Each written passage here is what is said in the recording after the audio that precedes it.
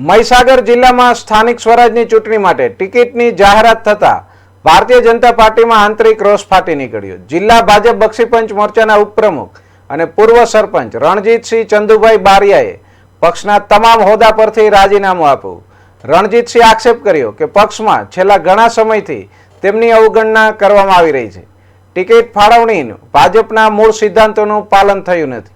ખાસ કરીને ગોધર તાલુકાની સરસવા જિલ્લા પંચાયત બેઠક પર અગાઉના તાલુકા પંચાયતના ઉમેદવારને ફરીથી રિપીટ કરવામાં આવતા રણજીતસિંહમાં ભારે નારાજગી જોવા મળી। તેમણે પોતાનું રાજીનામું જિલ્લા ભાજપ પ્રમુખને મોકલી આપ્યું।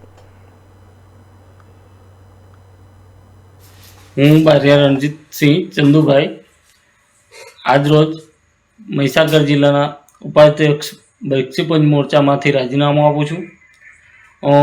મેં મહીસાગર જિલ્લામાં પૂર્વ જવાબદારી તરીકે મંત્રી તરીકે મોરચામાં 3 વર્ષની સેવા આપેલ છે અને આ સિવાય મારા ઘરની અંદર 1992થી મારા ફાધર શ્રી ભારતીય જનતા પાર્ટી સાથે જોડાયેલા હતા અને હું પણ આજીવન ભારતીય જનતા પાર્ટી માટે સમર્પિત હતો।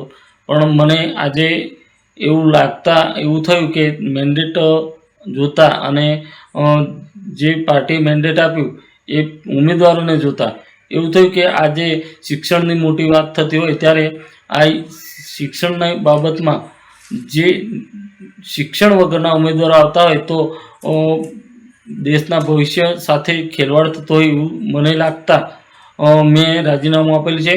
કેમ કે જે ઉમેદવારોને પાર્ટી મૂકેલા છે એ ઉમેદવારો શિક્ષણથી વંચિત હોય એવા, એમને પૂરતું નોલેજ ના હોય એવા ઉમેદવારોને જ્યારે ટિકિટ આપવામાં આવી એમની સામે જે ઉમેદવારો હતા કે જે ડૉક્ટર પણ હતા અને જે શિક્ષિત હતા, BA થયેલા હતા, એ લોકોને અવગણના કરી અને જે લોકો 5મું કે 6ઠું ભણેલા હોય કે બીજું પહેલું ભણેલા હોય એવા લોકોને પણ મેન્ડેટ આપવામાં આવેલા છે।